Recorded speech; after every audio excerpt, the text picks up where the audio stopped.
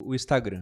Na época era maior. Eu fazia o YouTube com muito mais fervor, né? Muita mais dedicação também. Eram 2 vídeos na semana no mínimo, mas tinha semana que era vídeo todo dia. Sim, eu fazia... Era uma pegada forte, mas eu não vendia nada, não tinha nenhum produto. Então a gente começou a pensar nisso, né? O Bruno, a gente falou... Fizemos na época o Fórmula de Lançamento. Fizemos. Que deu origem, né, a boa parte do que a gente fez depois. É bom falar que a gente comprou Fórmula 2 vezes. Sim, é verdade. Porque quando a gente foi criar o site, a gente pesquisou cursos legais para empreender online e achamos 2 que a gente resolveu comprar. Era o Fórmula de Lançamento do Érico Rocha, que na época era uns R$4.000, isso aí lá em 2014. E achamos os Segredos do AdSense, do Jonathan Tayoba, nem sei se o curso existe ainda, que eram uns 300 e pouco. E os Segredos do AdSense ensinava a criar o site. A Malu foi lá, fez e criou o site. E o Fórmula de Lançamento ensinava a vender curso ou vender produto, fazer lançamento. Quando eu olhei aquilo e comecei a assistir, eu falei, nossa, eu não tenho nada pra vender ainda. Eu não tenho produto, eu não tenho audiência, produto, eu não tenho... lista. Eu mal tinha site, ela tava criando ainda. Eu pensei, isso não é pra gente. E aí tinha um prazo de garantia, a gente pediu a devolução no prazo de garantia, tudo certo, né? Devolveram pra gente. E aí 3 anos depois, quando a gente já tava mais cascudo nesse cenário assim de curso, né, pronto, eu falei, agora a gente pode fazer uma forma de lançamento. Porque o que estava acontecendo? A gente mudou pra Boa Vista, só que tinha muitas palestras programadas no Brasil. Tudo fim de semana, então tava dando na minha cabeça eu ia conseguir conciliar com o exército. Só que a gente já tava, devido à evolução tanto de bolsa de valores, quanto aos juros de 2 dígitos, e também queda dos juros, aí na marcação a mercado ganha um bom dinheiro. E o Bitcoin, que naquele ano começou custando coisa de R$2.000, e tava em 7 já, e terminou o ano em 20. Então aquilo fez nosso patrimônio dar uma bela evoluída. Quanto ele tá hoje?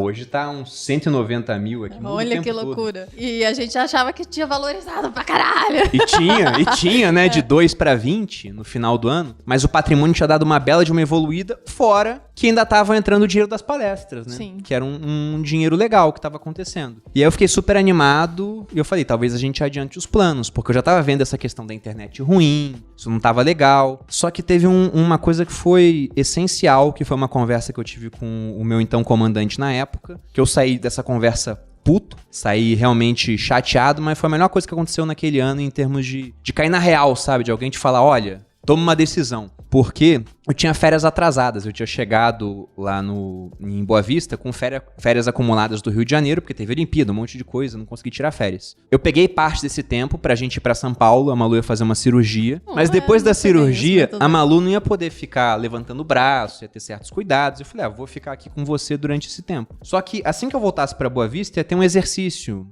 de campo, né? Um treinamento dos soldados. Então combinei com o meu comandante a data certa de voltar. E quando eu voltei, eu ainda deixei a Malu mais uns dias sem ninguém. Sozinha. Eu fiquei super mal com isso, né? Porque era a pessoa mais importante da minha vida sozinha, em São Paulo, eu lá em Boa Vista, longe pra caramba. E assim que eu cheguei no quartel, tomei um esporro. Porque segundo o meu comandante, era pra eu estar lá no dia anterior. Eu falei, não, eu tô no dia certo. Ele falou, você tá no dia errado. Aí eu ainda falei, não, eu tô no dia certo. De maneira educada, né? Era um superior dele, falou, Perini, você tá errado, cara. Tá errado.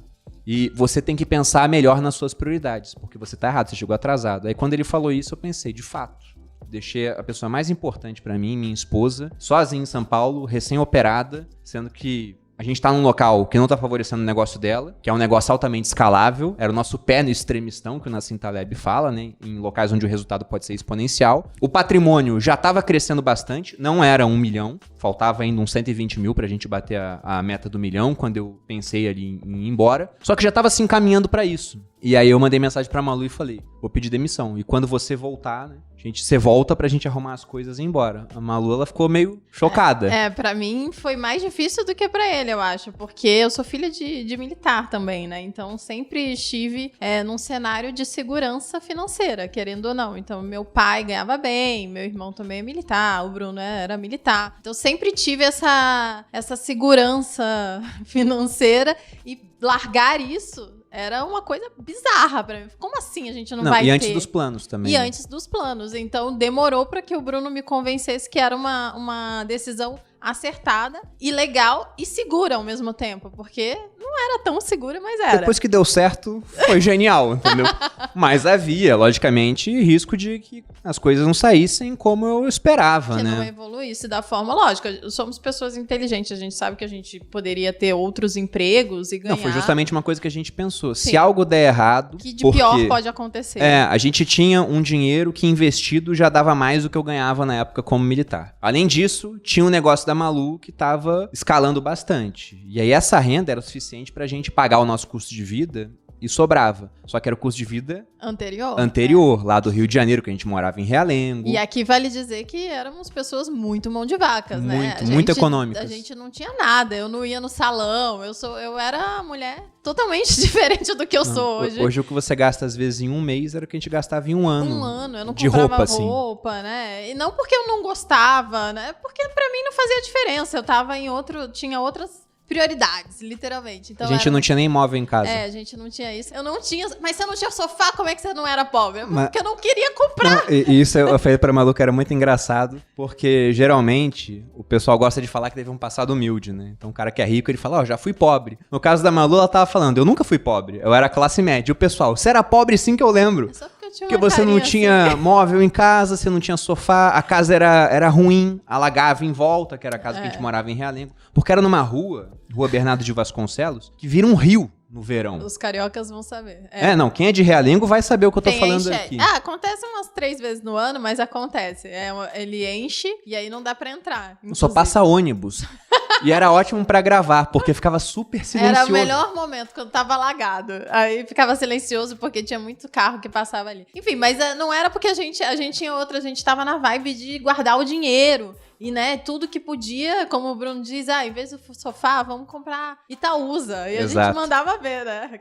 Itaúsa pagava quase 10% na época de dividendo, né? E depois, né, era 10% sobre um preço que estava em R$6, né? Hoje você pega, ele paga um pouquinho menos do que isso, mas num preço que é o dobro. Então eu comprei lá atrás, estou recebendo 20%. Até hoje era muita coisa, era um momento muito propício para isso. Então a gente tinha essa segurança e resolvemos arriscar. E deu super certo. E viemos para São Paulo, né? Porque a gente falou, cara, as oportunidades estão em São Paulo. Procuramos um lugar que, teoricamente, ia ter um custo de vida ok, mas não era muito mais do que a gente imaginava. A gente não sabia o preço das coisas aqui. São Paulo é bem mais caro. E a gente tinha programado para pagar no máximo, a gente pagava 1.500 para morar num local bem legal em Boa Vista. E a gente pensou, vamos pagar o dobro em São Paulo para achar um local legal. E foi o triplo.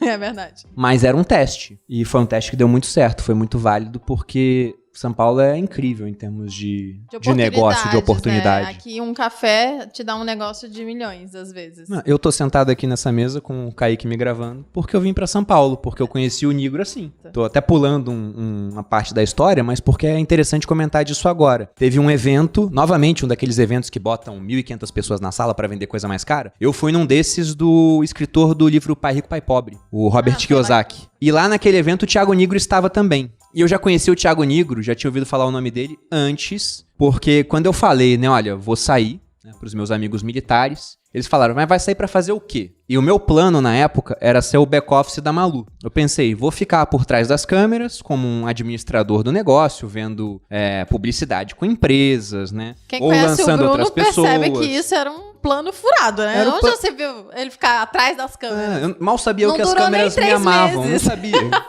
que ia ser assim, mas esse era o plano inicial. Mas eu também pensei, poxa, já que eu vou ter bastante tempo, agora eu posso tentar pegar aquilo que eu fazia no blog e fazer igual a Malu, porque o dela deu super certo, o YouTube cresceu pra caramba, o Instagram cresceu muito. E eu via várias blogueiras fazendo o que a Malu fazia também, mas eu não via ninguém falando de finanças. Falei, será que se eu fizer vai dar certo? Finanças. Hoje já tem muita gente, mas não tinha ninguém naquela época. Naquela época ninguém fazia isso. Só que foi engraçado porque quando eu falei isso com um amigo, ele falou assim, cara, não vai dar certo. E querendo me aconselhar, porque eu ia tomar uma decisão importante, né? Você vai ficar sendo sustentada pela sua mulher? Não foi. Também tinha essa história.